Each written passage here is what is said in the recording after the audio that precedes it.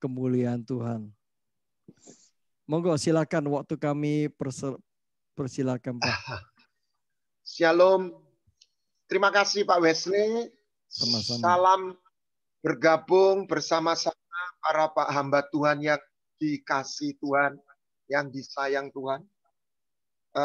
Saya boleh minta posisi co-host supaya saya bisa share screen. Katanya kalau nggak co-host saya nggak bisa share screen. Bisa kok. Ya, oh bisa ya. Bisa Pak. Oh Apa, disable Pak, masih. saya jadikan Bapak co-host saya sebentar. Ya. Sebentar.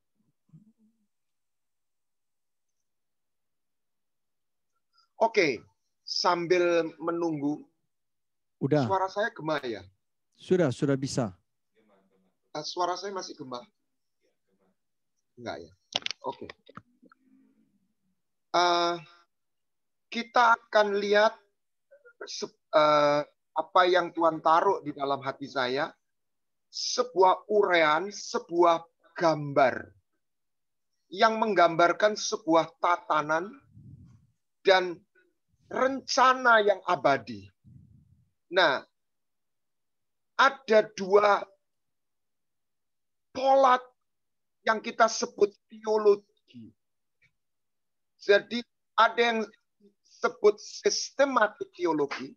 Jadi ketika orang belajar di sekolah tinggi teologi, pada umumnya mereka akan mendapat dan diajar sebetulnya sistematik teologi. Nah, yang kami rasakan dan kami dapatkan, tentu saja sistematik teologi adalah baik. Karena itu adalah isu demi isu yang namanya teologi, eskatologi.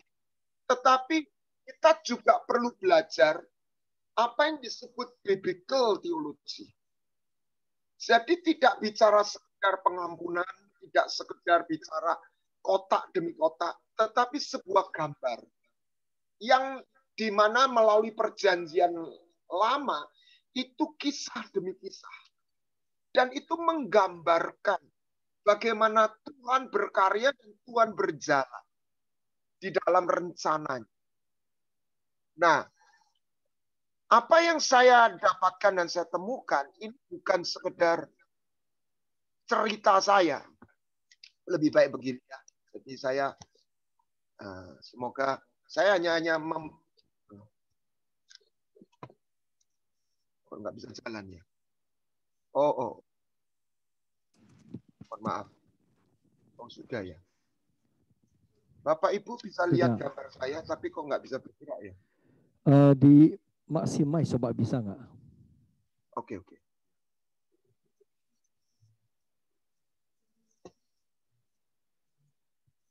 Nah, coba lagi. Di maximize saya coba di bawah. Ini sudah gerak. Sudah. Oke, nggak usah di Mas. Untuk yang pembantu aja. Jadi kita lihat bahwa sebetulnya Tuhan pada awalnya ketika dia menjadikan dimulai dari Barasit bara Elohim. Kejadian 1 ayat 1, Tuhan menjadikan surga dan bumi. Bukan sekedar langit, Hamasaim. Itu bisa artinya langit, tapi artinya bisa surga. Jadi kalau saya boleh bahasakan kontekstual, Tuhan menciptakan alam kelihatan dan alam tidak kelihatan. Atau alam tidak kelihatan. Surga dan dimensi yang kelihatan adalah diwakili bumi.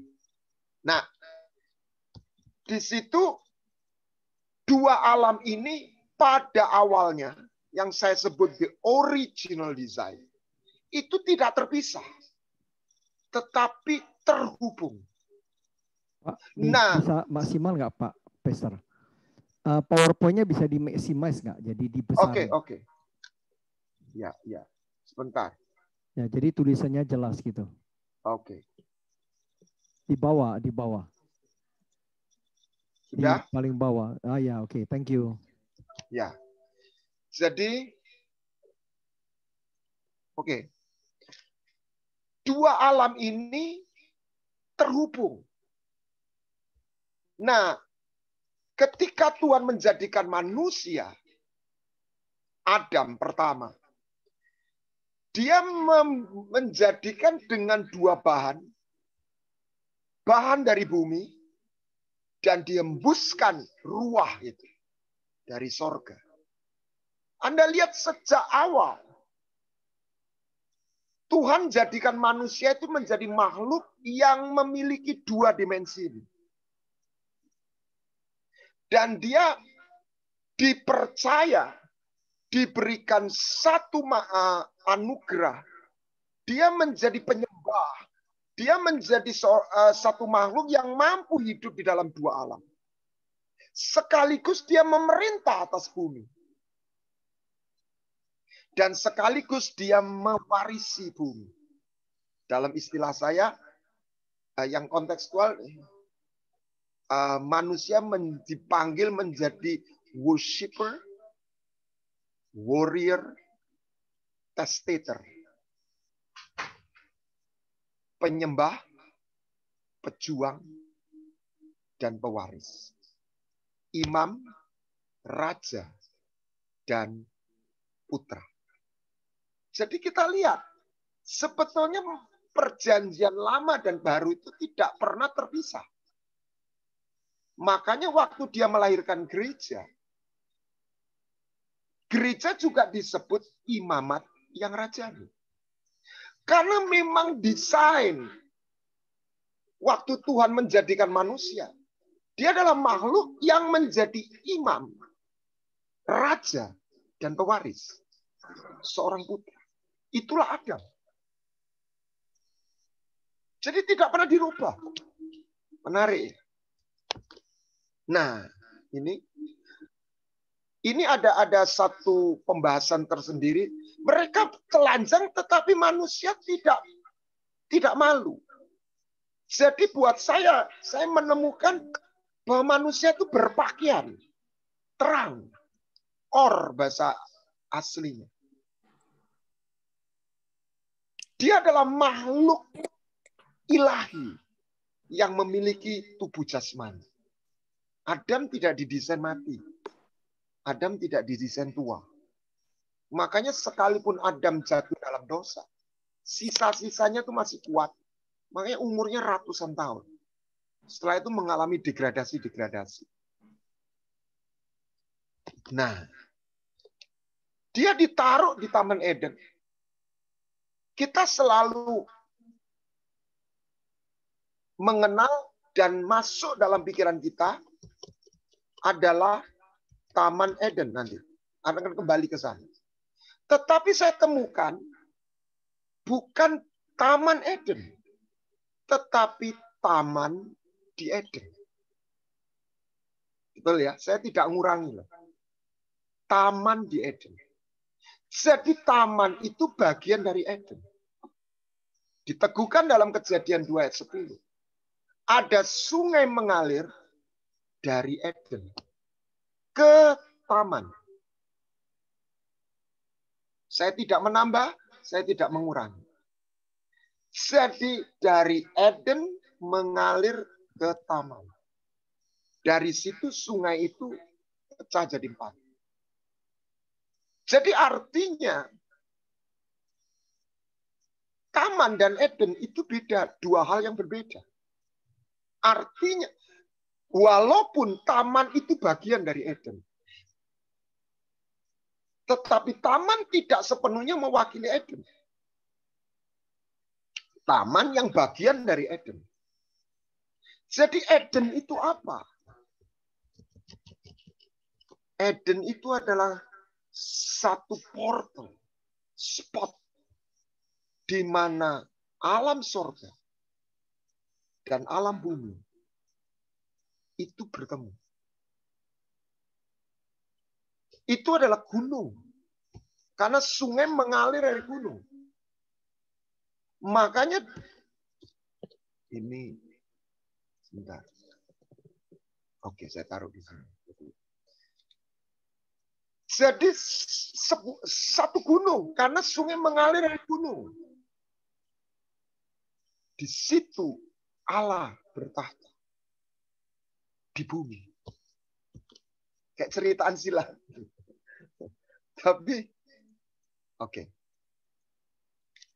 Jadi satu portal di mana itu satu kerajaan. Tetapi juga satu bait. Jadi ini raja tidak tinggal di istana, tapi tinggal di bait suci. Itulah Yud-He-Wah-He, Elohim. Allah yang kita panggil dalam Kristus. Allahnya Abraham, Ishak, Yakub. Dan jadi artinya sejak semula Tuhan bukan hanya di sorga. Tapi Tuhan punya istilah saya, villa di bumi. Dwelling place on earth. Setelah itu masuk ke taman. Dwelling place. Satu tempat berpijak, satu kerajaan, dan baitnya. Nah, Yeskel 28, saya orang yang percaya gap theory. Tentu saja saya tidak memaksa orang juga percaya. Jadi antara Kejadian 1 dan ayat 2 itu ada perbedaan waktu yang tidak tercatat. Karena Tuhan tidak pernah menciptakan yang tidak beraturan. Tuhan tidak pernah menciptakan sesuatu yang chaos.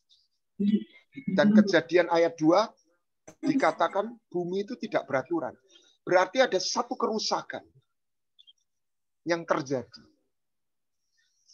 Jadi ayat pasal 1 ayat 1 itu adalah satu penciptaan bara.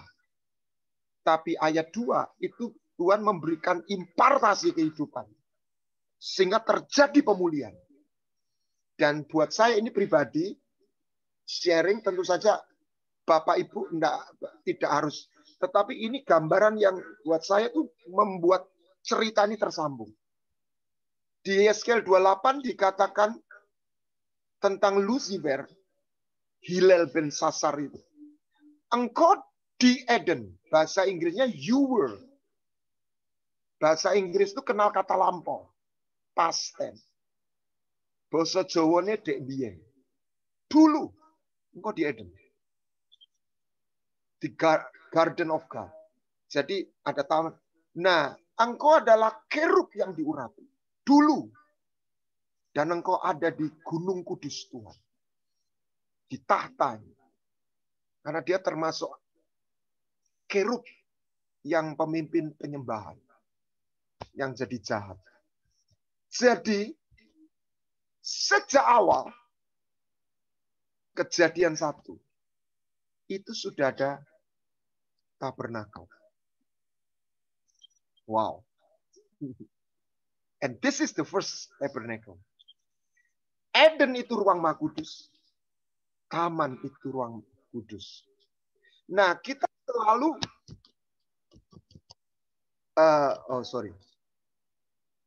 menggambarkan taman itu banyak pohon. Tapi cek di Alkitab, saya tidak cantumkan.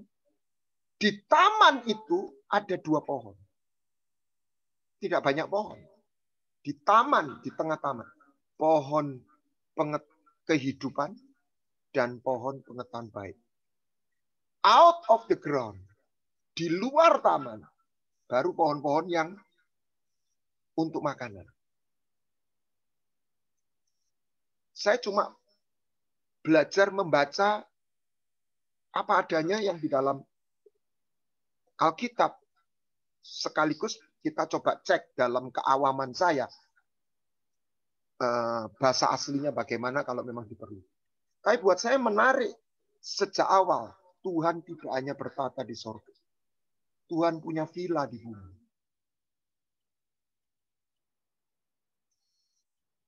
Dan Tuhan berjalan-jalan di taman. Waktu dia menegur Adam. Dan mencari Adam. Nah, dosa itu bukan sekedar pelanggaran moral. Dosa adalah melanggar tatanan. Sehingga dia mengundang satu hukuman, dua kuasa yang memisahkan. Jadi bukan hanya hukuman. Hukuman dan kuasa yang memisahkan. Jadi maut itu sebetulnya dua kuasa yang hukuman dan kuasa yang memisahkan. Sehingga sorga dan bumi itu terputus.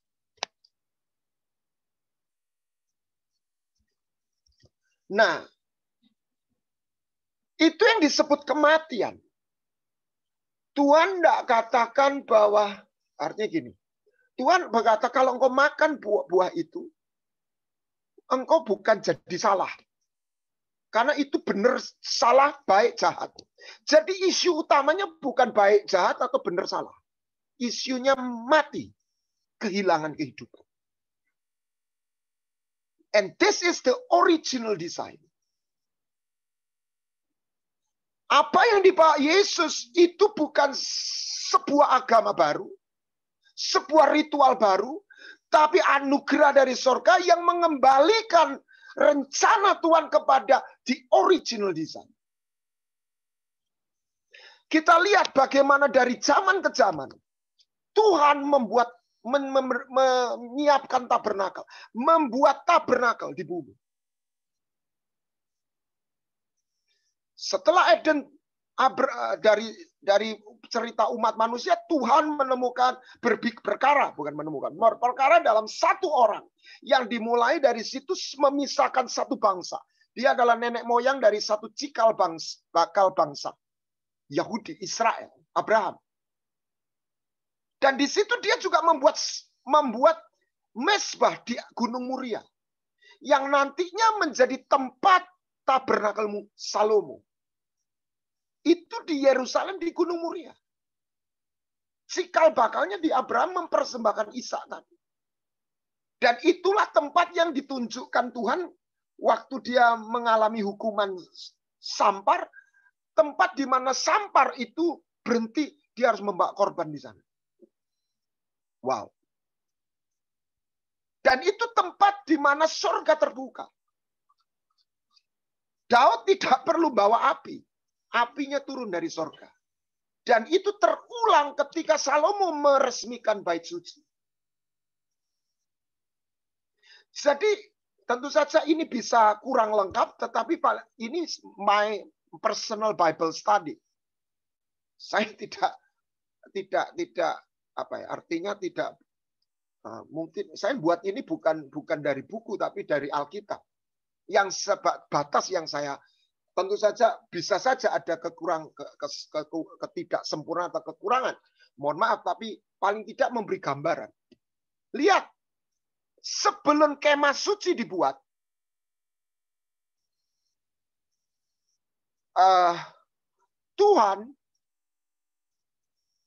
Tuhan membuat Musa untuk ketemu Tuhan di mana? Di Gunung Sinai. Tapi Gunung Sinai kan tidak bisa berpindah. Nah, padahal Israel mau apa? Bukan mau. Dia kan jalan terus. Jadi tiap kali Musa mau ketemu, dia harus naik ke gunung. Terima 2 loh batu di gunung. Nah, saya baru tahu, jadi kenapa Tuhan minta Musa membuat tabernakel. Dan Tuhan ingatkan itu contoh yang ada di surga. Gambaran, bukan contoh. Satu pattern. Dan yang menarik ketika tabernakel diresmikan, api itu turun dari surga, maka kemuliaan Tuhan pindah dari Sinai ke ruang Maha Kudus tadi. Sehingga Musa nggak perlu ngadep ke Sinai lagi. Jadi Anda perhatikan ada 2 tahap. Pertama, Musa itu kalau tiap kali 2 kali ya naik ke Sinai. Waduh, capeknya gimana? Tapi setelah itu kalau mau ketemu Tuhan, bukan cukup. Artinya di kemah pertemuan itu, ruang Maha Kudus. Menarik ya. Dan ruang Maha Kudus kalau kita lihat tabernakel itu, di tabut itu, dikatakan Tuhan bicara dengan Musa dari atas tutup pendamaian mercy seat, kursi belas kasihan, dan di antara dua sayap itu. Jadi saya terkejut waktu saya membaca bilangan pasal berapa itu, 7 atau 6. Jadi kalau saya bahasakan, tabut itu apa? Portal. Kembali seperti Eden. Nah, Tuhan membuat waktu Daud jadi raja, dia membuat satu tabernakel yang aneh. Tidak ada ruangan, halaman ruang Maha Kudus, ruang Maha Kudus. Tetapi jadi satu. Itu nyalai pakem waktu itu. Tapi ternyata itu adalah gambaran rencana Tuhan yang ultimate. Dan gereja tidak boleh terjebak menjadi tabernakel Musa atau Salomo, tapi harus menjadi tabernakel Daud. Apa artinya? Sekalipun tabernakel Salomo itu luar biasa indahnya, tetapi dia mengikuti pattern tabernakel Musa. Oke. Ada ruang Maha Kudus, ada halaman, ruang kudus, dan rumah mulai. Dan yang boleh masuk tetap Imam Lewi. Tapi tabernakel Daud yang masuk semua suku, dan tidak ada pemisahan ruang kudus dan ruang Maha Kudus. Dan itu kalau menurut pakemnya tabernakel Musa, harusnya mati orang. Karena yang boleh masuk di situ, lihat tabut-tabut itu kan hanya imam besar. Tetapi Daud dan para orang-orang Israel tidak mati, karena mereka membuat satu tirai, bukan asap, tapi pujian. Yang di sini pujiannya masih dibawa, tetapi nah ini tabernakel Sinai, the second dwelling place. Kemuliaannya awan turun. Nah, dia Tuhan itu menjadikan Gunung Sinai itu jadi vilanya. Tapi setelah tabernakel Musa jadi, dia pindah ke situ. Nah, waktu Yesus membawa perjanjian baru, dia imam besarnya, maka dikatakan rubuhkan bait suci itu aku bangun dalam 3 hari. Gereja. Jadi dari buatan manusia, Tuhan membuat tabernakelnya di orang-orang pilihan.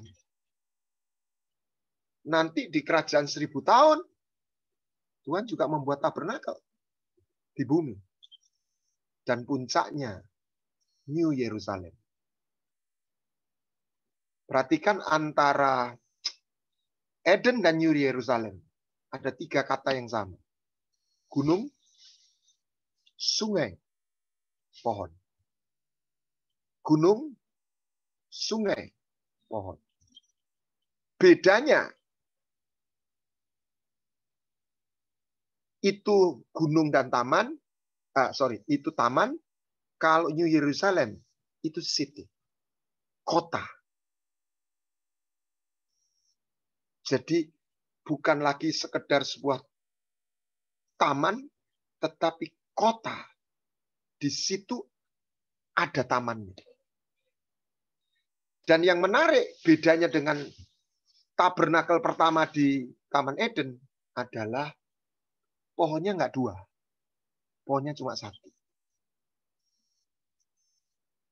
Pohon kehidupan. Makanya diakhiri berbahagialah orang yang membasuh jubahnya, karena ia berhak atas pohon kehidupan. Ini nggak bicara pengampunan, nggak bicara kelompok ini pengampunan masuk surga atau tidak. Ini bicara secara gambar bagaimana rencana Tuhan yang abadi, the eternal purpose. Dia sejak semula nggak pernah berubah. Tidak dipisah ini zaman ini Allah Bapa. Saya nggak melihat itu. Oh ini zaman Allah Bapa, ini Allah Putra, ini Allah Roh Kudus. Tidak. Saya melihat satu gambar yang utuh. Dari Kejadian sampai Wahyu. Dan satu catatan yang harus kita masukkan dalam hati. Dia melahirkan gereja. Nah ini, bentar. Dia melahirkan gereja.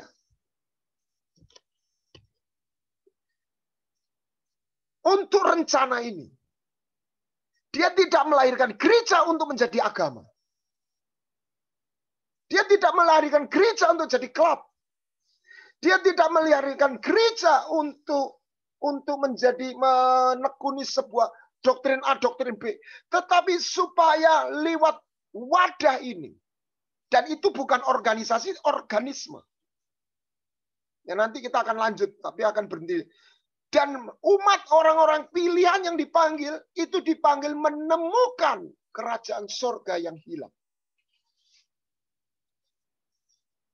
Bukan hanya nanti, tetapi kerajaan surga yang hilang di bumi. Oleh karena dosa.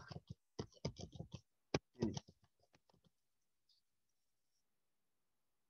Karena putus hubungan, maut masuk. Jadi dosa dan maut itu seperti kakak adik. Nah, kita terjebak, kita hanya bicara dosa, kita nggak bicara kuasa maut. Saya tidak bicara kuasa maut dalam arti, dalam hal ini bukan soal iblis setan, tapi kuasa yang memisahkan manusia di bumi dengan dimensi surga. Yang memblokade. Nah, untuk itulah Yesus datang, makanya dikatakan alam maut tidak berkuasa. Dan aku berikan kunci kerajaan surga. Aku di situ, aku bangun gerejaku, jemaatku. Nah, kita lihat jadi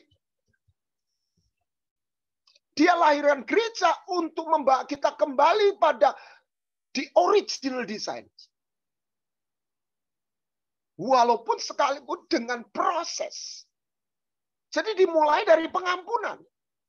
Tanpa pengampunan tidak ada, pengampunan harus diberikan. Penebusan harus terjadi. Tetapi itu bukan gambar besarnya. Itu adalah sarana-sarananya. Tujuan gambar besarnya adalah dari Eden yang jatuh dibawa kepada New Yerusalem.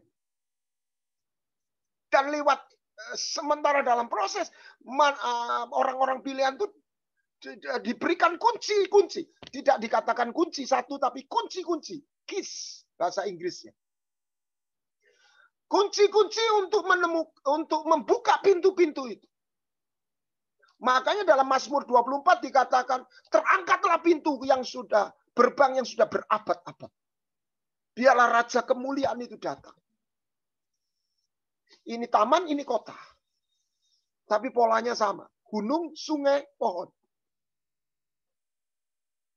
Di mana Tuhan bertahta kembali di bumi. Sekalipun itu namanya langit dan sorga dan bumi baru. Aku melihat kota suci Yerusalem turun dari sorga ke bumi. Jadi di situ sorga dan bumi ketemu. Di situ manusia pilihan itu, dia tidak makhluk roh, tetapi roh. Orang meninggal yang rohnya. Tidak. Di mereka mengenakan tubuh jasmani, tapi tubuh kemuliaan.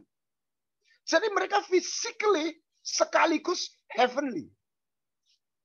Makanya Paulus bicara tubuh, apa bahasa Inggris, terestrial dan saya lupa istilahnya. Tubuh surgawi dan tubuh alami.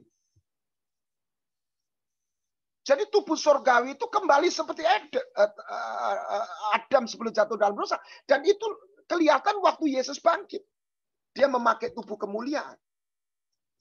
Nah, ketika manusia jatuh dalam dosa, ini yang tidak, yang orang tidak, sebagian orang menjadikan Injil berhenti dalam kotak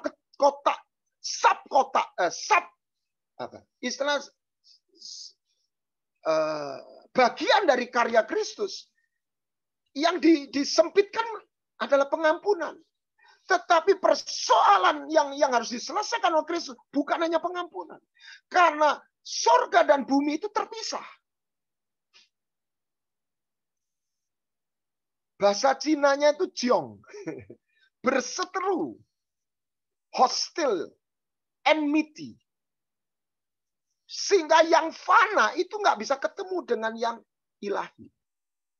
Makanya Paulus berkata, saudara-saudara, Darah dagingnya tidak bisa mewarisi kerajaan. Ini nggak bicara masuk surga. Ini bicara terhubung. Ini bicara masuk dalam dimensi itu. Nah, kita harus melihat pelayanan Kristus yang hari ini. Jadi saya mengingatkan kita nggak cukup baca Injil, Matius, Lukas, Markus, Yohanes agak beda. Itu karya waktu dia berjalan di bumi. Kita juga harus menemukan Injil ke-5 dan ke-6. Oh, kitab apa, Pak? Bukan nambahi Bible. Ibrani dan kitab Wahyu. Karena di situ cerita Yesus sebagai imam besar. Dan di kitab Wahyu bicara Yesus sebagai raja. Itulah Yesus yang sekarang. Kita nggak ketemu Yesus yang diceritakan Matius, Lukas, Markus. Kita ketemu Yesus yang disingkapkan Yohanes di kitab Wahyu. Nah, banyak orang menggambarkan Yesus dia hanya berhenti di Matius, Lukas, Markus. Tentu saja itu meletakkan fondasi penebusan. Tapi yang sekarang Yesus wujudnya nggak begitu. Nah, pelayanan Yesus setelah penebusan itu tidak berhenti. Apa yang dia lakukan? Nah, 2000 tahun yang lalu dia mewakili sorga, diutus. Makanya kalau kita bedah Trinitas, Tuhan Allah akulah awal dan omega dan pokoknya Tuhan Yahweh Elohim mengutus aku dengan rohnya. Akulah awal dan akhir dan Yahweh Elohim mengutus aku dengan rohnya. Jadi dia utusan sorga. Firman yang jadi manusia. Keluar dari Bapa. Exerkome. Bahasa Yunaninya. Keluar. Diperanakkan. Aku keluar. Proceed out. Bahasa Inggrisnya. Dia datang membawa hati Bapa. Dan sekaligus dan dia mati di atas kayu salib membayar dosa pengampunan. Tapi dia bangkit dan naik ke sorga sebagai imam besar yang menghubungkan, mewakili bumi. Jadi dia turun dari sorga mewakili sorga untuk menyampaikan berita pada manusia, dan dia kembali ke sorga mewakili manusia dan bumi menghadap tahta Bapa, membawa darahnya sendiri untuk dengan multi-purpose, multifungsi yang seluruhnya teknologi, kalau saya pakai istilah, membuat sorga dan bumi itu terhubung. Dan kembali untuk itulah sorga gereja dilahirkan. Jadi mempersatukan dalam Kristus, baik yang di bumi maupun yang di sorga. Supaya bumi dan sorga itu ketemu lagi. Makanya doa Bapa ini, datanglah kerajaanmu, jadilah kehendakmu, supaya di bumi seperti kerajaan surga. Jadi dia jadi imam besar yang melintasi, passing through heavens. Karena heaven itu surga itu nggak satu lapis. Ya dalam pengertian saya 3 lapis tadi halaman 2 itu tak sampai ke tahta Bapa. Seperti halnya tabut perjanjian itu membawa darahnya itu. Dan darah Yesus itu menjerit. Mana?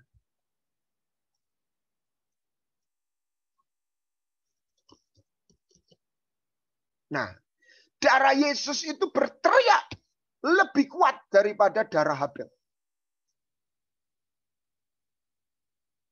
Kalau darah Habel meminta menuntut keadilan, darah Yesus memohon pengampunan sekaligus pendamaian. Nanti kita akan lihat. Nah, jadi untuk itu apa yang dilakukan imam besar terhadap umatnya? Mana? Ya. Jadi 1 Timotius berkata, Kristus adalah mediator, pengantar, konektor. Saya tantang begini. Ini secara logika.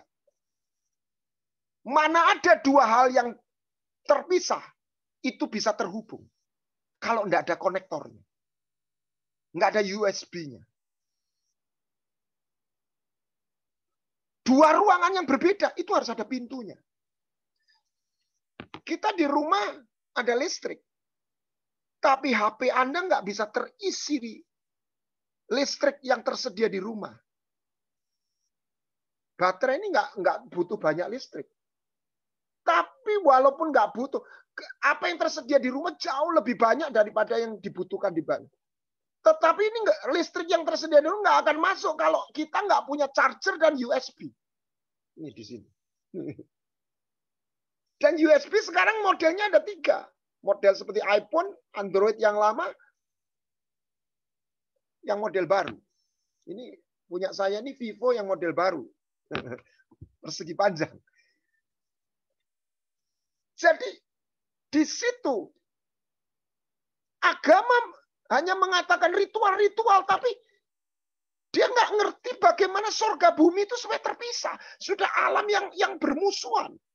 Kalau nggak ada konektornya, nggak ada mediatornya, nggak bisa nyampe. Sehingga gereja harus menemukan rahasia bagaimana kita menemukan sebuah keterhubungan.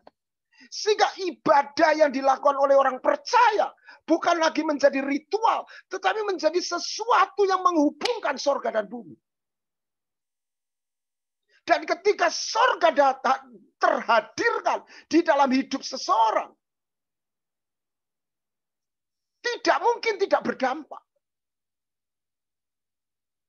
Jadi kalau nggak ada USB atau chargernya, maka HP saya yang lowbat ini nggak pernah terisi.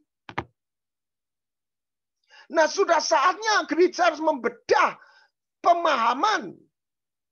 Itu yang dikatakan kunci, karena pengetahuan itulah kunci.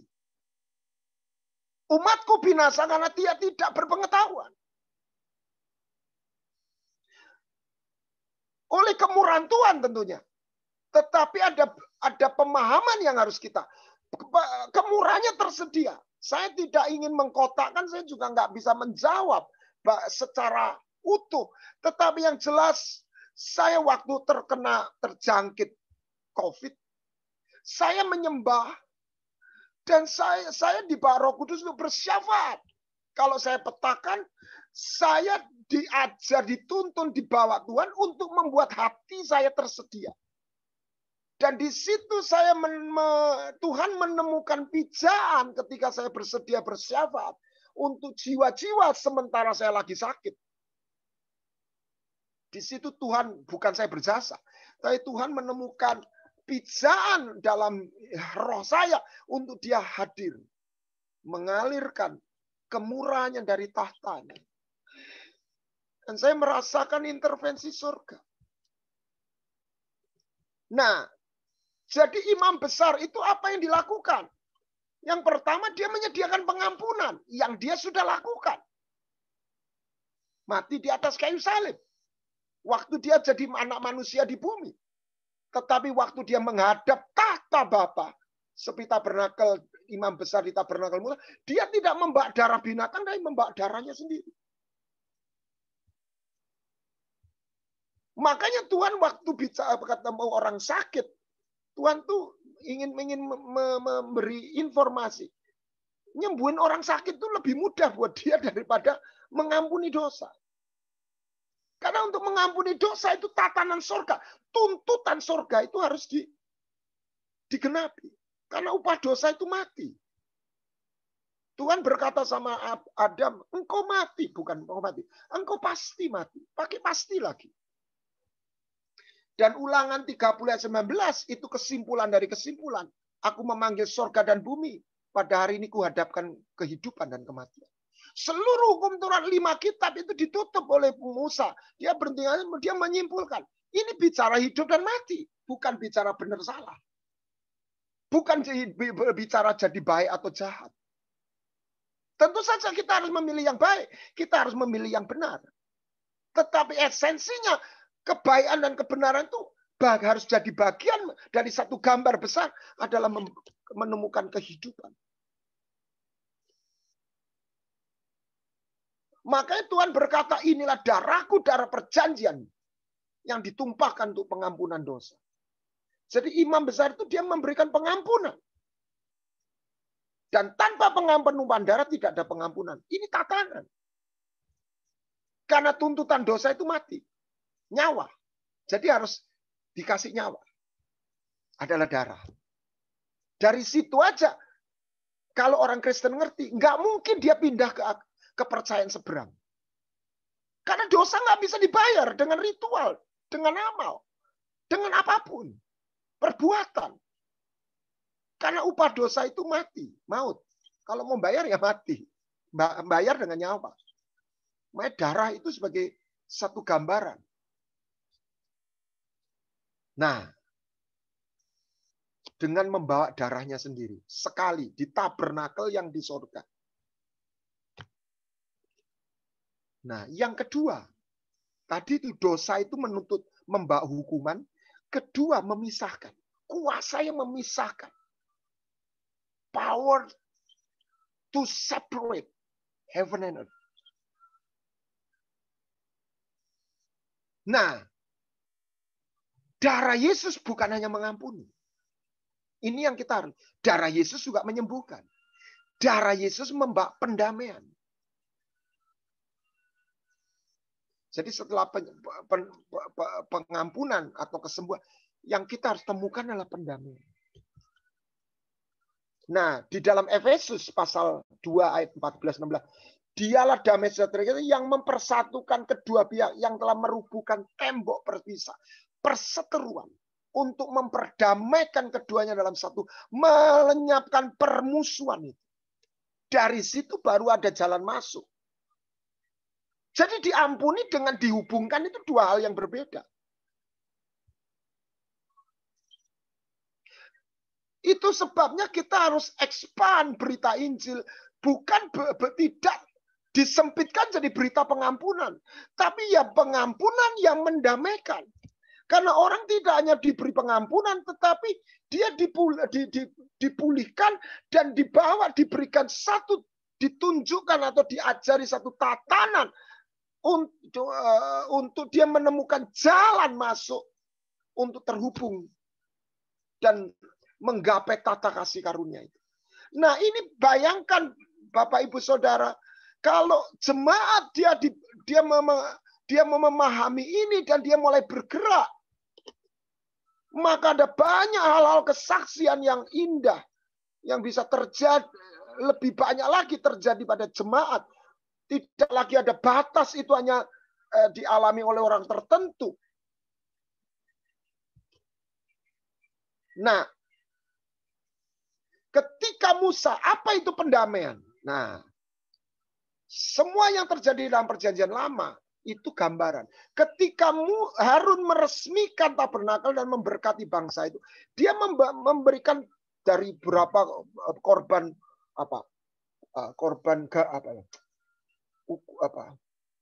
ada 7 atau apa, tapi yang utama itu 3 ini. Korban penghapus dosa, korban bakaran, dan korban pendamaian. Bahasa TB-nya korban keselamatan. Tapi bahasa Inggrisnya peace offering. Jadi korban penghapus dosa, korban bakaran, dan korban pendamaian. Catat ya. Mempersembahkan korban penghapus dosa, korban bakaran, dan korban pendamaian. Jadi tidak hanya korban penghapus dosa.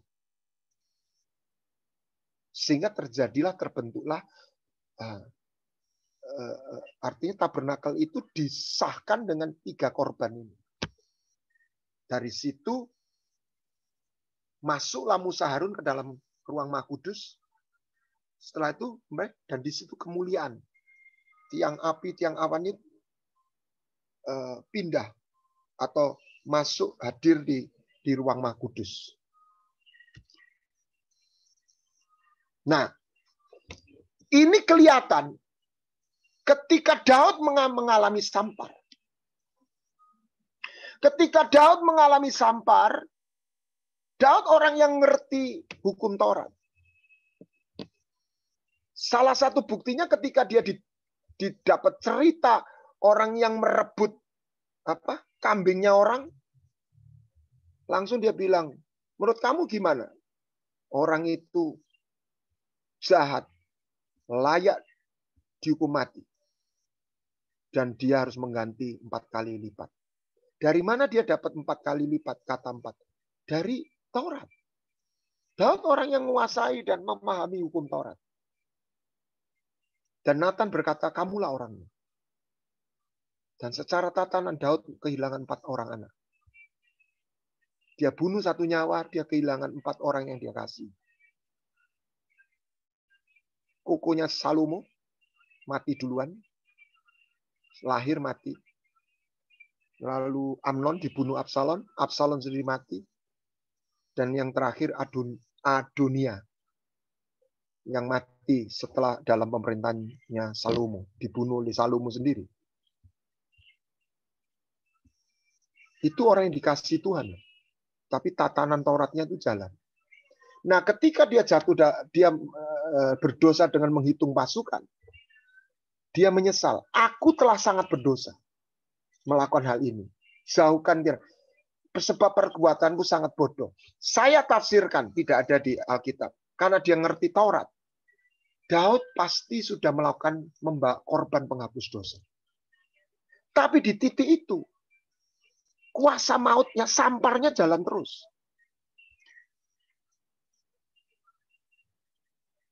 Dan Tuhan ingin tulah itu berhenti. Kuasa maut itu dihentikan. Dan tidak ditengking. Tidak ditengking. Nah, makanya Tuhan mengutus Nabi Gad. Jadi Tuhan sendiri itu kerja itu dengan tatanannya. Jangan menganggap Tuhan itu karena dia maha kuasa, dia bisa apa saja. Ya memang dia bisa apa saja, tapi dia nggak pernah mengingkari firman-Nya. Dia kerja dalam firman-Nya. Dia nggak bisa, tanda petik, dia nggak bisa mengampuni dosa kita tanpa tuntutan firman-Nya digenapi. Makanya orang harus liwat Kristus. Karena tanpa penumpahan darah tidak ada pengampunan. Itulah caranya. Dia mengampuni, dia punya cara yang tidak bertentangan dengan firman-Nya. Nah, makanya petunjuknya Tuhan berikutnya bukan soal pengampunan. Soal bagaimana menghentikan supaya tulah itu berhenti. Lalu dikatakan Daud harus pergi mendirikan mezbah bagi Tuhan di tempat pengirikan Ornan orang Yebus itu. Istilah di 2 Samuel dan 1 Tawari itu namanya agak beda, tapi intinya sama. Dan pergilah Daud sesuai dengan perkataan Nabi Gad. Dan yang menarik, lihat. Lalu Daud mendirikan di sana mezbah bagi Tuhan. Lihat di slide. Dan mempersembahkan. Saya beri huruf kuning dan warna kuning dan ungu. Korban bakaran dan korban pendamaian. 2, bukan 3. Daud tidak lagi minta ampun. Daud sudah minta ampun. Daud membangun mezbah bukan untuk sebuah pengampunan, tapi bagaimana untuk sebuah pendamaian. Bagaimana supaya kuasa yang memisahkan sorga itu supaya sorga itu hadir sehingga mematahkan kuasa sampar itu, menghentikan sampar itu, istilahnya. Itu Daud diminta Tuhan mempersembahkan korban bakaran dan korban pendamaian. Dan memanggil nama Tuhan, di situ sorga terbuka, apinya turun. Dan di tempat itu didirikan bait suci Salomo. Nah, di dalam 2 Samuel 24, hal yang sama, bahasanya bagus. Daud mendirikan di sana sama, bagi Tuhan mempersembahkan korban bakaran dan korban pendamaian. Maka Tuhan mengabulkan doa untuk negeri itu. Dan tulah itu berhenti. Jadi kita harus mengalami karya Yesus sebagai imam besar, bukan pengampunan saja, tapi pendamaian. Makanya 2 Korintus 3, pelayanan perjanjian baru adalah pelayanan pendamaian. Bukan hanya pelayanan pengampunan. Karena sebagian orang sudah diampuni, tetapi dia belum mengalami pendamaian dengan surga. Istilah ini aneh ya. Sehingga orang itu diampuni, tetapi dia ada satu penghambat yang membuat apa yang sudah tersedia di surga nggak nyampe di dalam hidupnya. Dan ini seringkali kalau saya renungkan dalam kemanusiaan saya nggak tahu ini benar. Hal yang menyedihkan sekali. Jadi orang itu diampuni. Nah, sebagian orang terjebak, take it for granted. Nggak bisa. Bagaimana orang bisa diampuni dosa? Dia harus mengaku dosa. Makanya saya nggak setuju dengan seperti auto, kayak antivirus itu auto apa itu? Antivirusnya auto clean. Jadi ada satu pengajaran, kita dosa itu sudah langsung nggak pakai minta ampun, langsung cet, ampun langsung dibersihin sendiri. Seperti antivirus yang 1 Yohanes 1 langsung auto. 1 Yohanes 1, kalau kita mengaku dosa, ia adalah setia dan adil. Ia akan mengampuni dan mentahirkan, membersihkan. Nah, hal ngomong pendamaian ini juga bicara ketika orang Israel bersungut-sungut setelah Korah mati. Wah, tulah datang langsung Musa tahu. Harun, bawa ukupan. Adakan pendamaian. Pokoknya udah tulah itu udah butuh pendamaian. Dan dikatakan ketika Harun, imam besar. Ini gambaran Yesus berdiri antara orang mati dan hidup. Berhentilah tulah. Nah, bagaimana kita gereja gandeng dengan imam besar.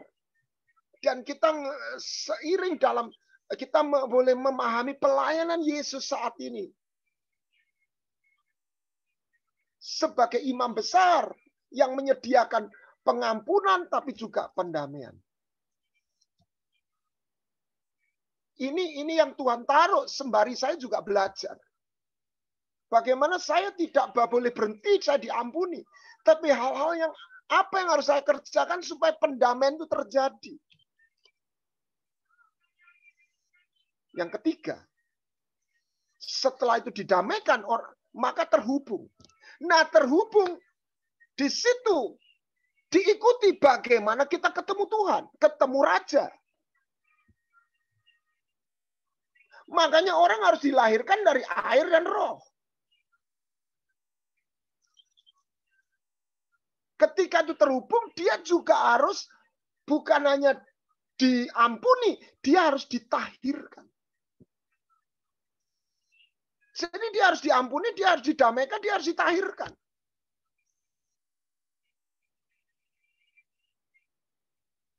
Ketika orang kusta, orang sakit kusta, itu bukan soal sakit saja, tetapi dia jadi najis. Maka setelah dia disembuhkan, sudah sembuh. Ini ya kesembuhan, ya pengampunan. Maka dia dibawa kepada imam. Makanya Tuhan kalau menyembuhkan orang kusta, suruh datang ke imam. Dan diperciki 7 kali.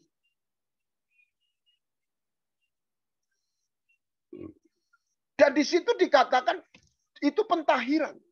Diperciki 7 kali.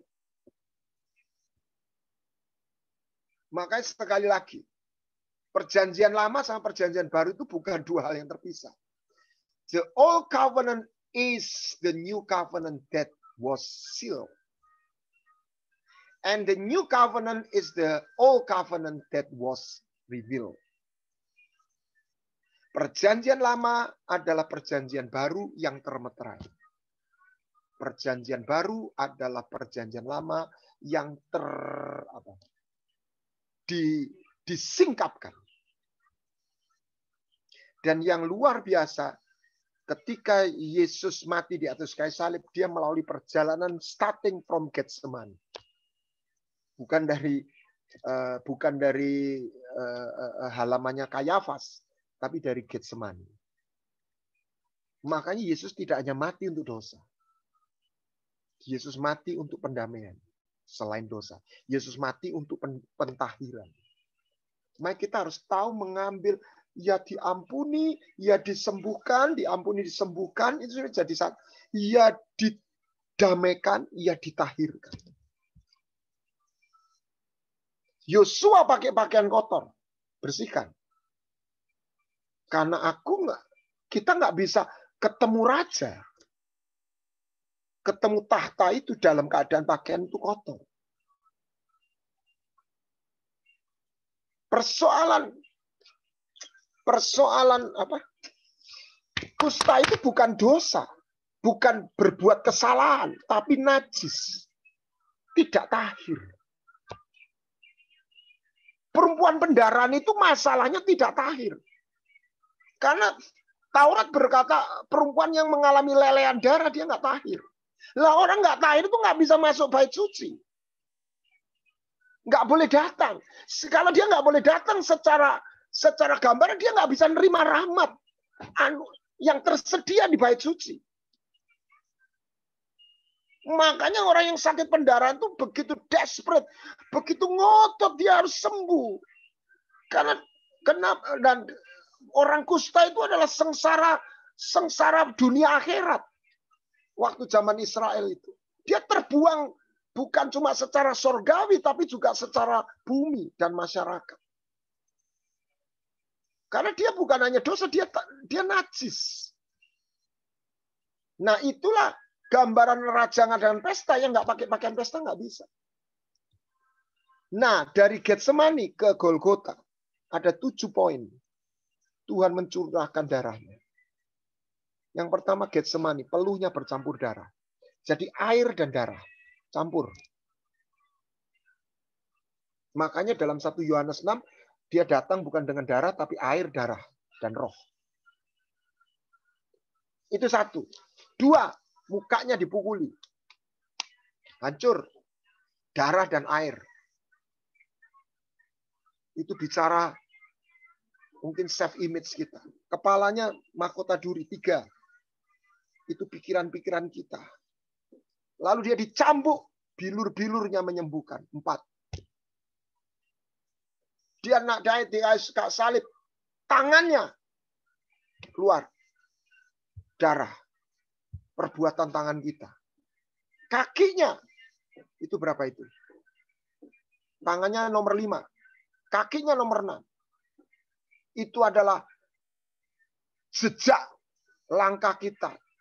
Jalan hidup kita, takdir kita yang ditebus. Kalau orang Chinese bilang pakce-nya itu ditebus. Yang elek-elek itu ditebus. Sehingga orang yang bernasib jelek itu dipatahkan. Nah ini kalau nggak dipatahkan, saya jangan-jangan elemen kuasa di bumi ini menguasai dia. Dan saya secara empiris, saya melihat orang-orang Kristen yang dia dibelenggu oleh kuasa nasib itu. Yang dia tidak bisa keluar karena dia tidak tahu bagaimana caranya. Nah ini sudah saatnya kita membawa berita Injil itu lebih utuh. Bukan hanya Injil keselamatan pengampunan, tapi Injil kerajaan. Dan yang terakhir, lambungnya. Dan saya mendapatkan satu gambaran seperti Adam pertama mengeluarkan diambil tulang rusuknya. Di situ air dan darah keluar, lahirlah gereja. Itu hati kita. 7 tempat. Kebetulan tidak. This is amazing. Dipercik 7 kali. Artinya Yesus dari Getsemani sampai Golgota bukan hanya membayar dosa kita. Dia mentahirkan kita. Dia mendamaikan kita. Karena keterhubungan surga tidak hanya berhenti diampuni dosa. Kalau tidak, perjanjian lama tidak menulis pola tabernakel. Harun tidak mempersembahkan 3 korban itu.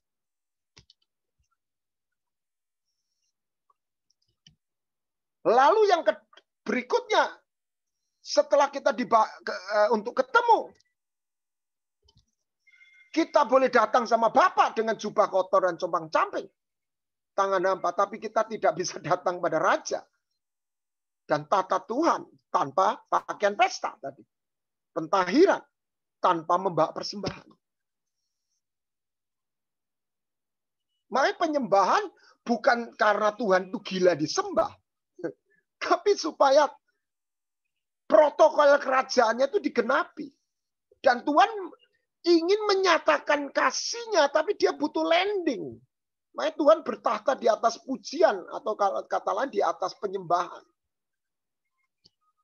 Nah, di situ bukan hanya sebuah hubungan pengampunan, tetapi sebuah ikatan perjanjian. Dua pribadi yang mempersembahkan, menyerahkan. Saya pernah membaca sebuah buku waktu saya studi di Filipina. Tulisan dari Ibu Teresa, dan waktu itu saya tidak pernah ngerti. Pada akhirnya aku tahu Yesus menyerahkan dirinya kepadaku. Saya bilang, ini omongan apa ini? Kita selalu diajar, aku menyerahkan diriku kepada Tuhan. Tetapi tahukah kita bahwa yang pertama bukan kita menyerahkan diri kepada Tuhan. Tuhan menyerahkan dirinya kepada kita. Makanya dia di malam terakhir dia berkata, inilah tubuhku yang diserahkan bagi. Inilah darahku yang dicurahkan. Karena pertemuan itu adalah perjanjian dan dua pihak harus menyerahkan. Dan Tuhan bukan menyembah. Itulah penebusan, itulah penyerahan, itulah perjamuan kudus. Itulah tubuh sebagai makanan. Akulah roti, akulah yang hidup. Darahku benar-benar minuman, tubuhku benar. Dan dari kita worshiper, itulah kita mempersembahkan tubuh kita sebagai persembahan yang hidup. Nah, dan dari situ kita menemukan, saya masih belajar terus terang, keintiman. Menarik, Esther menghadap raja 2 kali. Ketika dia sebagai di antara peserta putri-putri itu, dan dia dibawa istilahnya komite ini one night with the king. Dia berintim, tapi tidak seperti putri yang lain jadi gondek, tapi dia menjadi permaisuri. She got not just intimacy, tapi intimacy in covenant. Nah, di situ gambaran gereja bertemu dengan imam sebagai imam besar, keintiman, kekudusan. Makanya Paulus itu sebagai mak jomblangnya pelayanan Paulus. Sampai dia cemburu melihat cintanya Tuhan pada jemaat. Aku ini cemburu karena aku mempertunangkan kamu kepada satu laki-laki mbak kamu sebagai perawan suci. Sama seperti Esther dilatih oleh Hegai.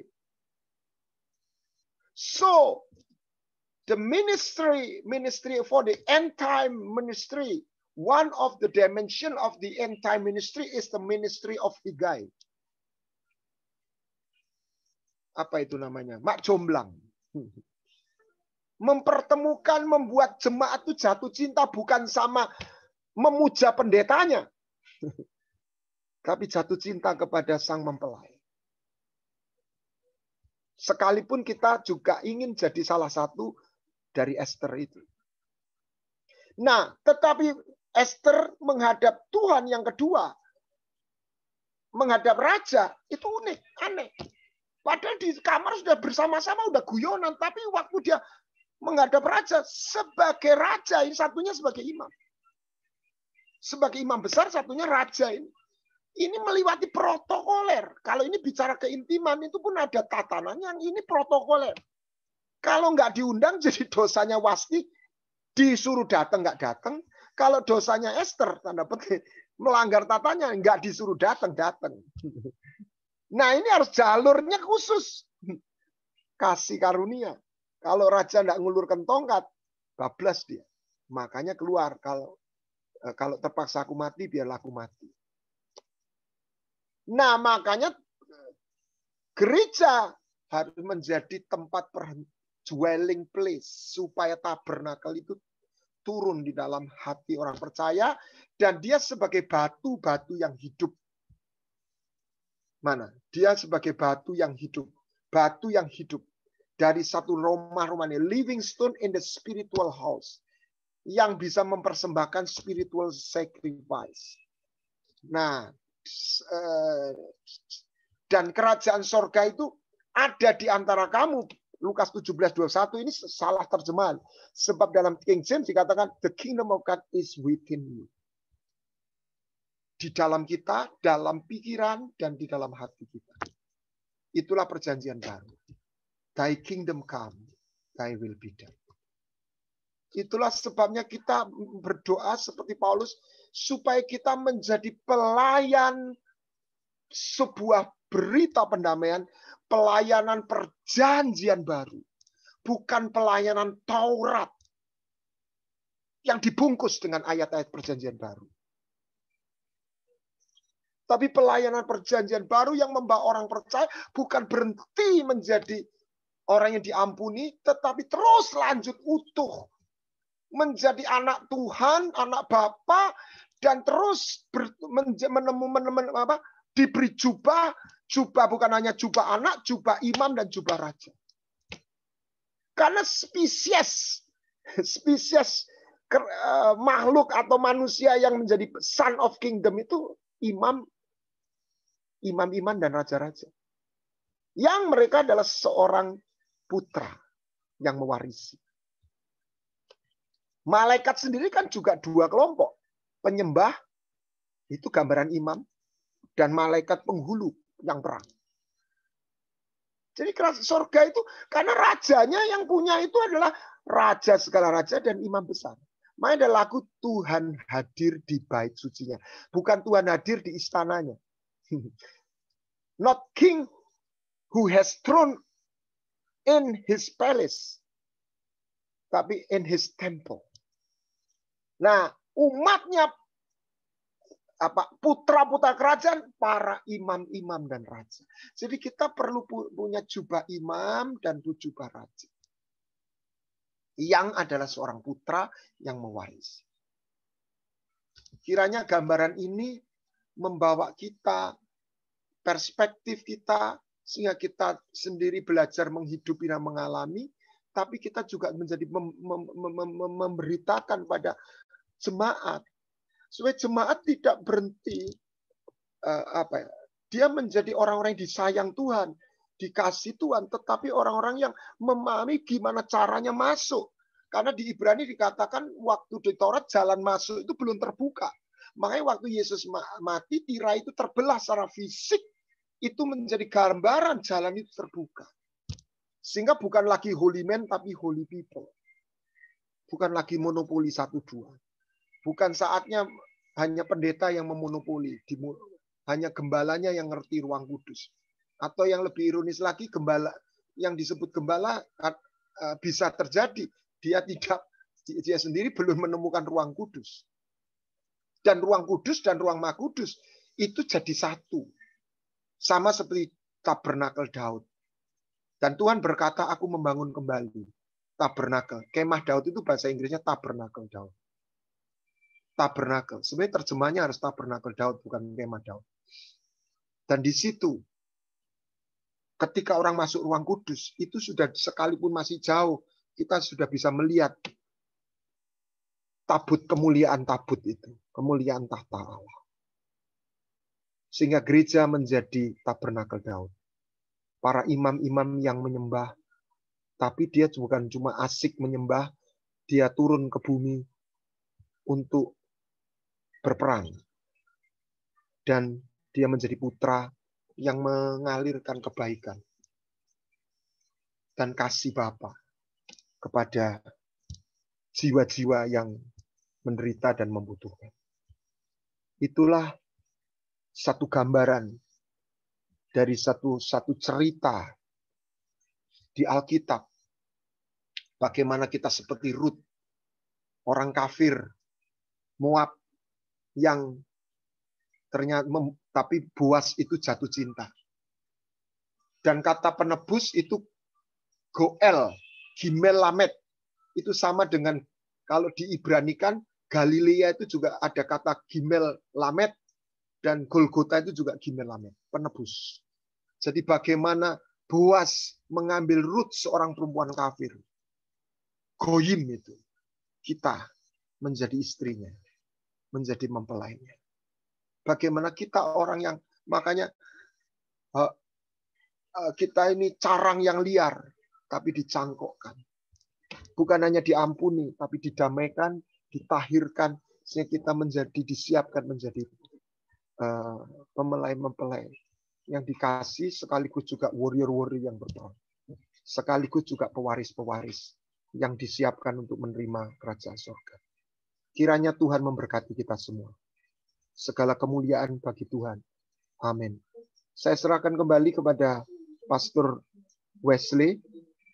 Kalau ada pertanyaan, saya dengan senang hati coba menjawab. Kalau saya bisa menjawab, kalau tidak bisa menjawab, ya saya bilang saya tidak tahu. Puji Tuhan, hambanya. Wah, ini saya katakan nih kita persiapkan nih. Mungkin jam 8 juga belum selesai. Baik, mungkin presentasinya bisa dimatiin, Pastor. Oh ya. Izinkan saya berikan sedikit persilakan untuk Bapak Ibu sekalian yang mau interaksi, mau bertanya, monggo silakan. Ada pertanyaan silakan. Kamu ngomong enggak? Saya punya ini HP. HP saya bawa sini. Udah ada ini. Oke. Pastor ada pertanyaan ya. Saya coba lihat.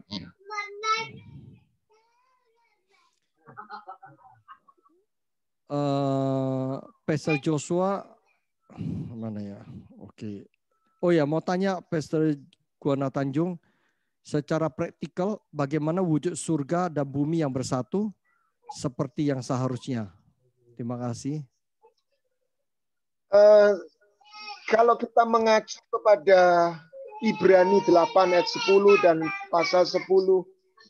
Nah, ini cucu ini mau khotbah. Cucunya nggak bisa dikasih tanda berhenti. Bantu jawab nggak apa-apa. Minta maaf. Jadi gini, inilah perjanjian baru yang kuadakan dengan kaum Israel. Nah, itu gambaran gereja. Aku menaruh firmanku di dalam akal budimu dan menuliskan dalam hatimu. I put my law in your mind and your write it on in your heart. Jadi kehadiran kerajaan surga itu di dalam kita, dimulai dari yang di dalam yang tidak kelihatan. Manusia kita di dalam pikiran, alam pikir. Pikiran itu bukan logika, tapi dimensi, mindset, kebenaran dalam hati kita. Nah, dimulai dari situ. Makanya kerajaan surga tidak dimulai dari tanda-tanda lahiriah dulu. Bekerja di dalam. Nah, setelah itu mengalir terjadi manifestasi. Tapi dimulai dari, makanya pikiran dan hati itu pijaan. Makanya jagalah hatimu dan renewing your mind. Ya, tapi wujud surganya yang ditanyakan wujud surga yang seperti kita biasa katakan realitas surga itu bagaimana bisa seseorang yang percaya itu reality dalam hidupnya. Tidak, itu realitas secara fisik, secara kontinu. Orang bisa ngalami hal-hal yang secara perlahan, tapi nanti di dalam kerajaan 1000 tahun dan Yerusalem baru. Tetapi secara spirit itu hadir dan manifestasi tiga. Kasih, sehingga orang bisa merasakan kasih. Dan itu memberikan satu energi. Yang kedua, kebenaran. Yang ketiga, kuasa. Nah, kuasa itulah yang tiga kuasa yang melawan dan kalau saya petakan, pedang sampar kelaparan. Penyakit, ekonomi, dan kerusakan, sesuatu yang menghancurkan. Jadi kuasa kekuatan surga itu membawa orang punya kekuatan untuk melawan kemiskinan. Melawan sakit penyakit mestinya. Tapi kita memang belum sempurna. Dan mengalahkan pedang. Dengan kasih tentunya. Atau ya itu namanya doa peperangan. Merubah keadaan. Maka kita ini disebut garam dan terang. Apa kesamaannya? Punya kekuatan yang merubah keadaan. Tapi dimulai dari yang tidak kelihatan. Itulah seperti itu. Tapi bukan terus surga datang secara, ya bisa terjadi. Tetapi tabernakelnya di sini. presence of God. Dan itu termanifestasi kebenaran, kuasa, dan kasih. Sehingga ada energi, ada hadirat. Makanya Paul Petrus misalnya, dia jalan orang sembuh. Itu bukan bayangan, tapi radiasi, energi, kepenuhan roh yang dimiliki Petrus itu. Bagaimana Paulus menumpangkan tangan atas sapu tangan, itu energinya di tangan. Itu yang kelihatan. Itu dalam soal sakit penyakit. Dan seterusnya dalam ekonomi gitu. Bagaimana kita menemukan kuncinya itu. Itu dalam pemahaman saya yang terbatas. Ini yang secara umum, bukan, saya nggak bicara orang yang punya karunia nabi diangkat ke sorga dan sebagainya. Ya, itu karunia ya, tidak semua orang. Tapi anak Tuhan itu masuk penyembahan dalam hadirat, dan dia kekuatan energi sorga yang masuk dalam pikiran dan hatinya itu memberikan damai. Jadi gini gambarannya, seperti listrik nggak akan kelihatan, tetapi dia akan termanifestasikan jadi lampu. Lampunya nyala, tapi listriknya sendiri nggak pernah lihat, Pak. Makanya kerajaan surga tanpa tanda lahiriah, manifestasinya yang kelihatan. Amin. Tapi listriknya nggak kelihatan. Ya, setuju, sepakat, Pastor. Kita kemarin hari kapan ya? Hari Kamis ya, kita doa ya. Ya. Kita lihat debu emas yang begitu nyata memenuhi meja, komputer, debu emas. Ya, Pastor juga lihat.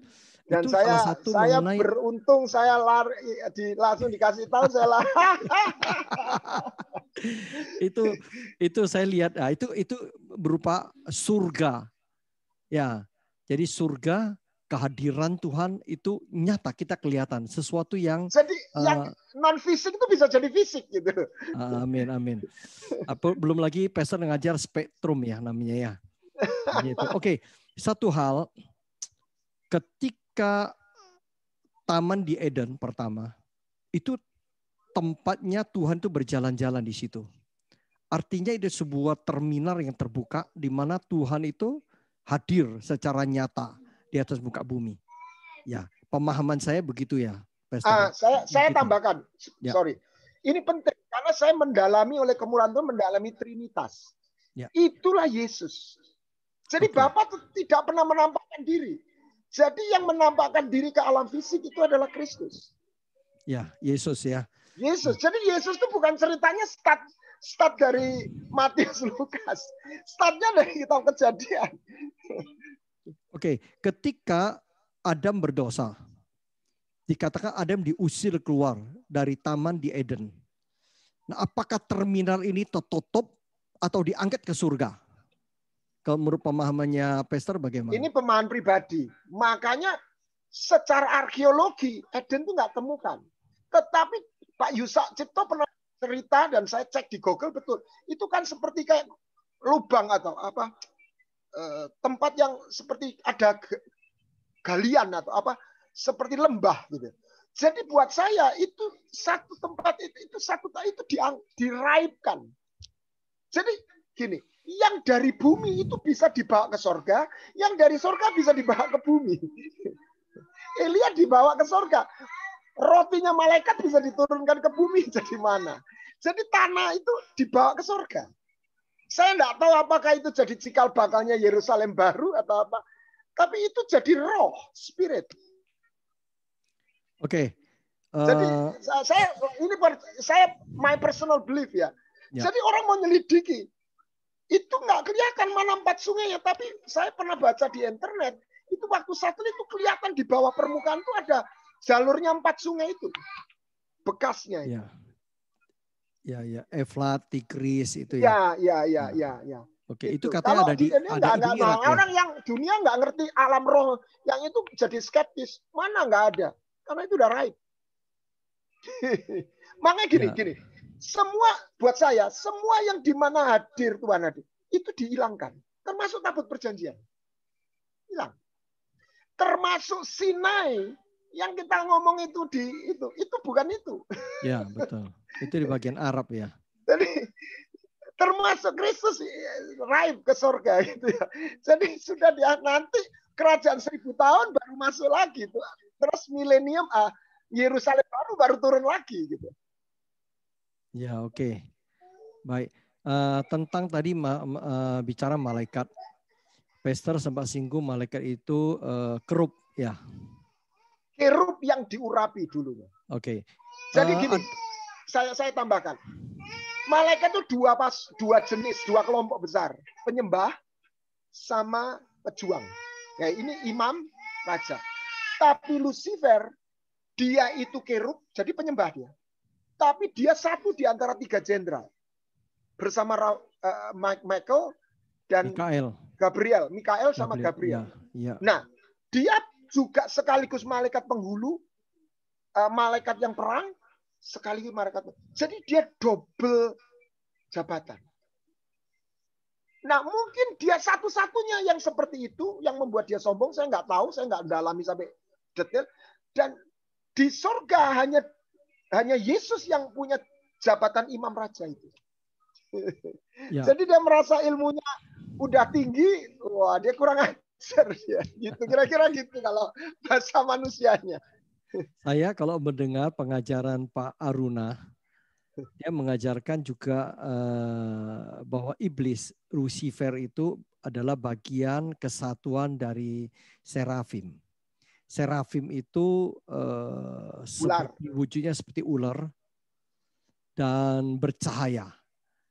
Oleh sebab itu dia itu adalah seperti forerider, di mana dia akan ada di depan Tuhan, tangannya tutup di mata, di kakinya juga boleh sentuh kalau dia di atas Allah, di atas tahta Tuhan. Nah, jadi tutup kedua kakinya, ditutup sayapnya, kedua matanya kalau dia tidak bisa memandang Tuhan, karena dia berada di kemahabesaran Tuhan. Terus dia berterbang dengan cahaya seperti sirene gitu ya, cahaya. Jadi wah, wujudnya itu makhluk sebetulnya luar biasa itu.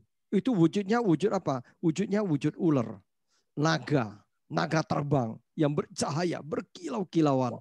Nah, jadi dia jelasin juga bahwa ini agak berbeda dengan kerub gitu ya. Nanti kita kapan-kapan kita bahas sama-sama. Oke, Pastor ini ada pertanyaan ya.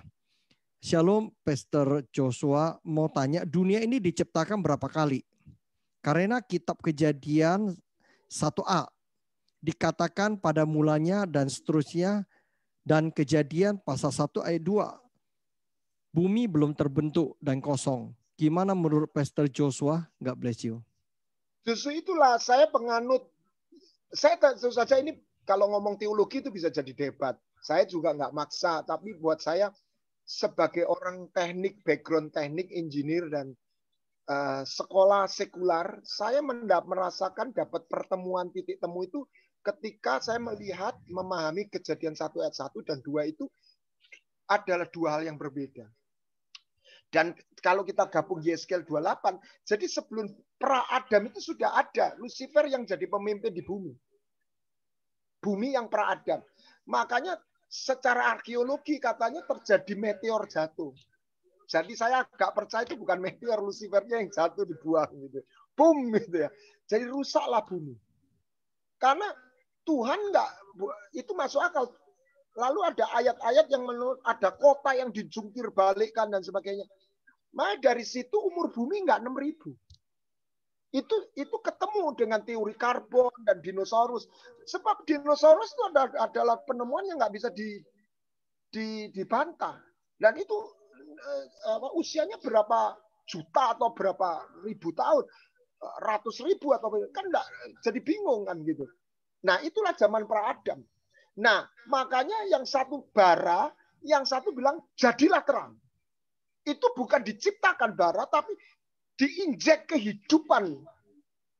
Jadi yang satu mobil keluar dari pabrik, yang satu kecelakaan dikenteng lagi, diperbaiki. Dipulihkan bumi itu. Setelah diciptakan rusak, dipulihkan. Makanya Lucifer itu iri sekali sama Adam. Karena dulu dia yang dipegangi bumi mungkin. Saya nggak ahlinya. Tapi dengan gap teori Kejadian 1 ayat 2, 1 dan 2 itu ada jarak yang tidak tertulis berapa ribu atau juta tahun. Maka antara ilmu pengetahuan umur bumi dan cerita Adam 6.000 itu ketemu. Kita nggak perlu otot-ototan. Oh, umur bumi 6.000. Ya. Yang penting kita diselamatkan ya Pak. Oke, ada pertanyaan. Apakah Eden adalah bagian dari surga yang ngelir? Eden itu istilah kan. Makanya saya katakan. Eden itu istilah jadi spot. Tempat sempurna. Arti sebetulnya kata kalau saya minjam saya belum nyelidiki kata dari Mes Monroe ya. Itu spot. Jadi kata dalam Ibrani-nya itu portal gitu ya, kayak portal. Nah, itu sebetulnya akhirnya sebenarnya sebuah kalau yang seperti yang saya tadi bagian itu tabernakel. Dan kata tabernakel itu terus jalan polanya sampai kepada Yerusalem baru itu adalah tabernakel. Jadi itu jadi rencananya Tuhan itu enggak malah-malih cara Jawa niku. Ora sediluk ke kanan dan sediluk ke kiri.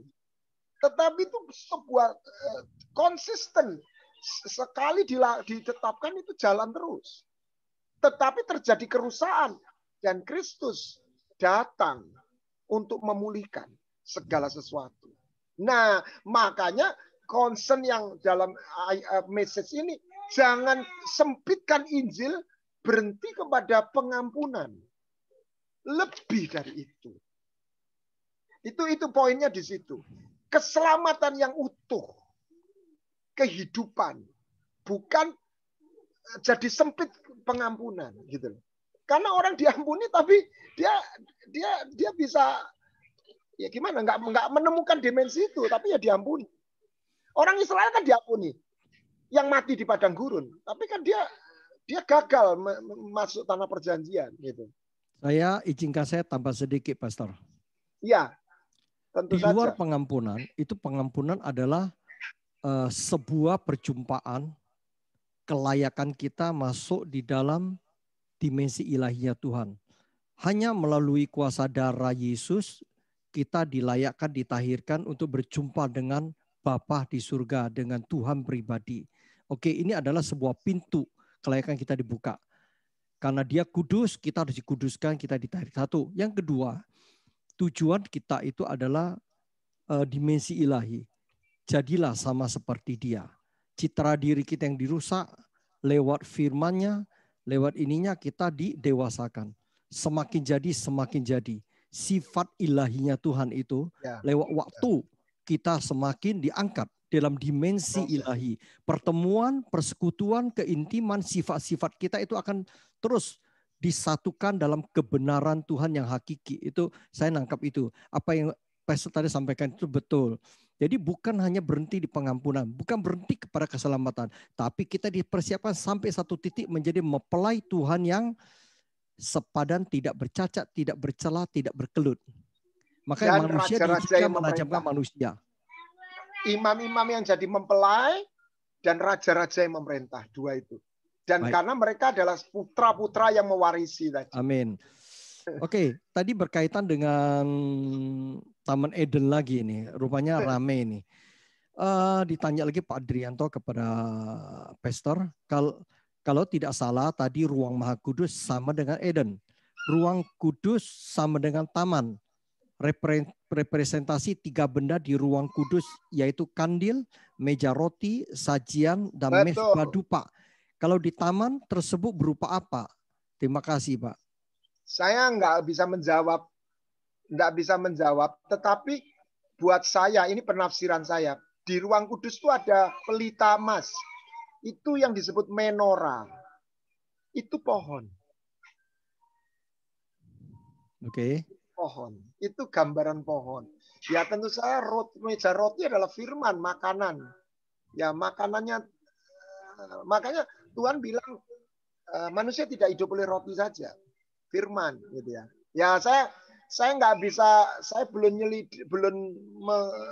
merenungkan bagaimana, tapi yang saya dapatkan satu itu, menorah itu ya, mirip pohon gitu.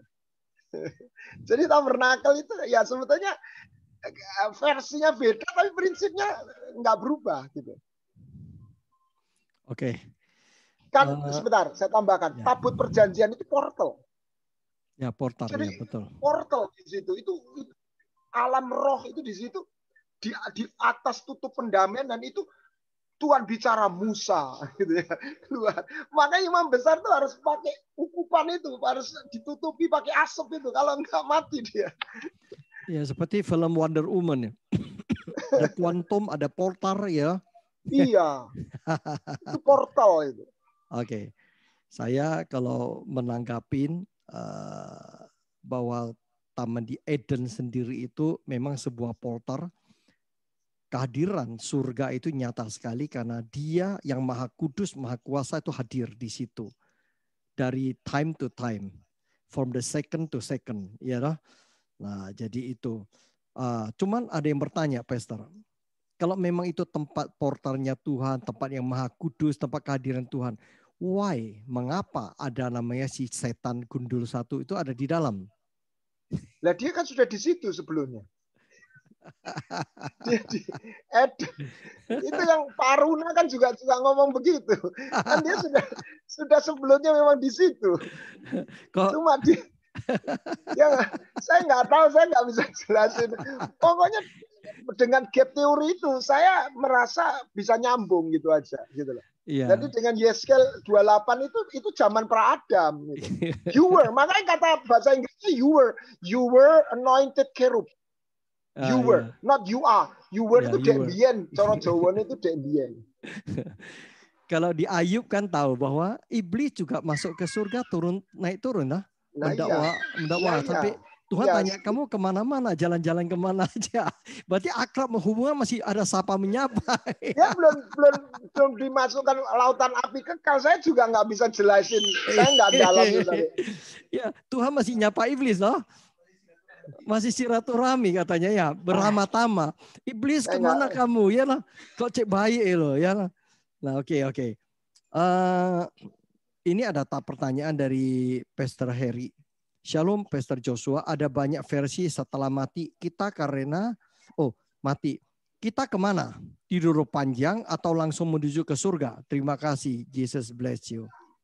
Saya percaya memang ada dua pandangan. Ada yang surga belum diangkat tapi dia itu yang disebut paradise, bahasa Yunani paradise. Dia ngomong, jadi itu seperti tempat itu dunia orang mati. Itu ada Hades, ada paradise.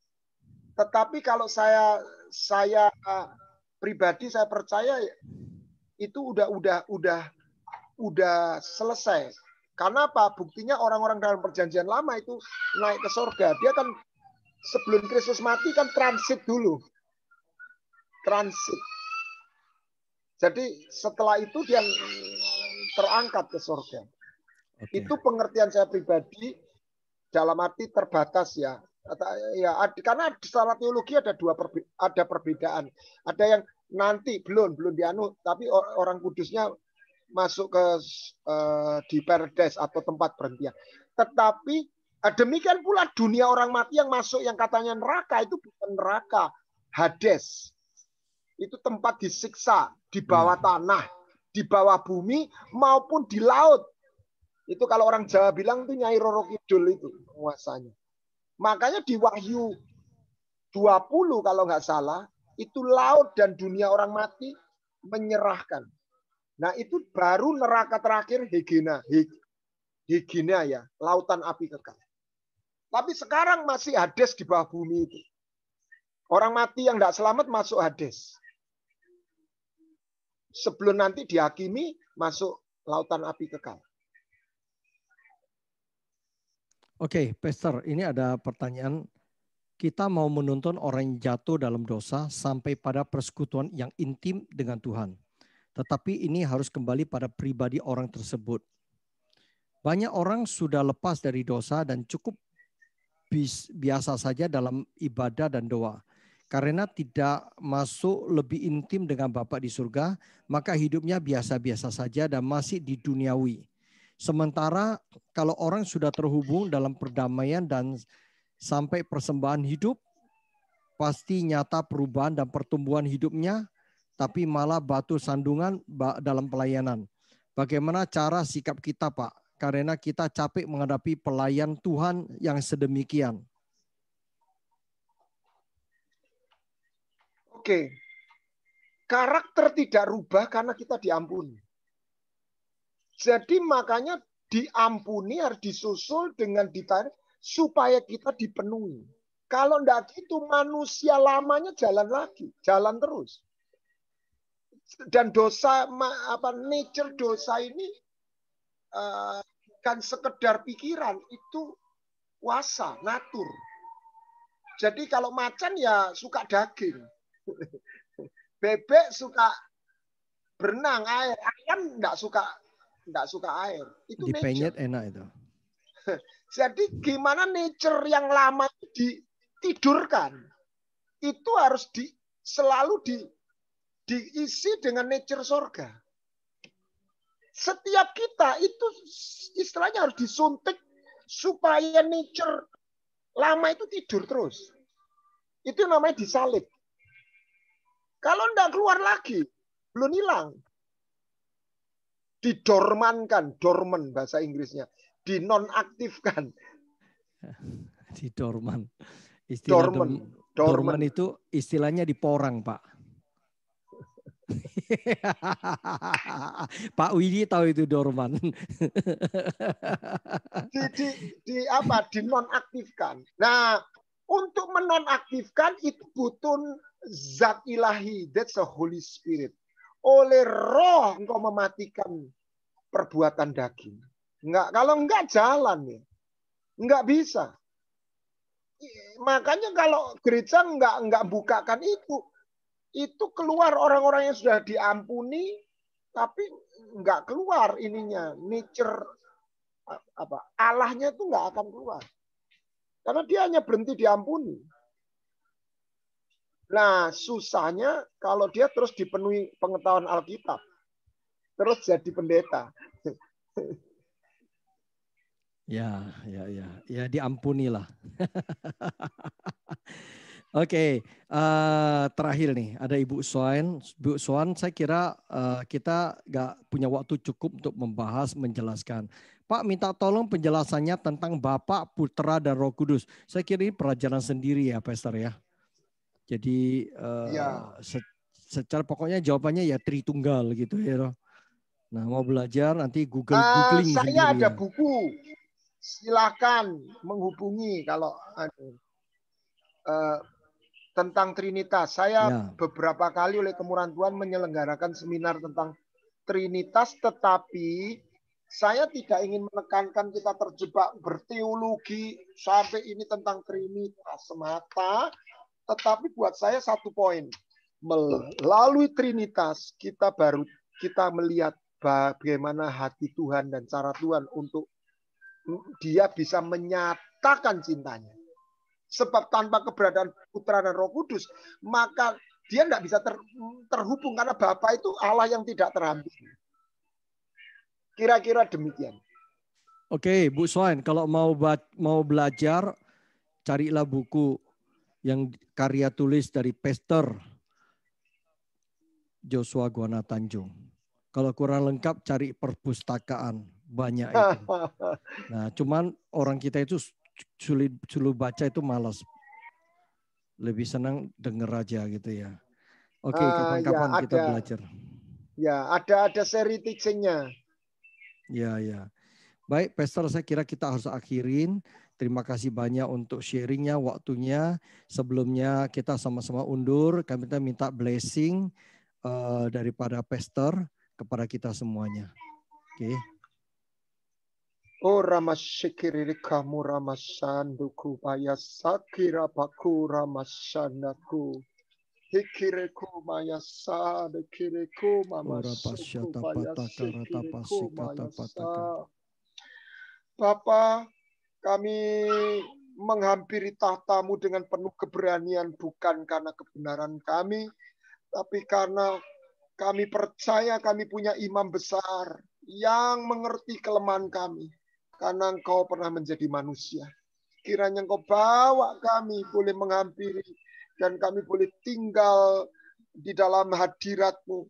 Dan engkau di dimensi itu engkau menghadapkan wajah-Mu dan memberikan pada kami kasih karunia. Dan engkau menghadapkan wajah-Mu dan memberi kami damai sejahtera.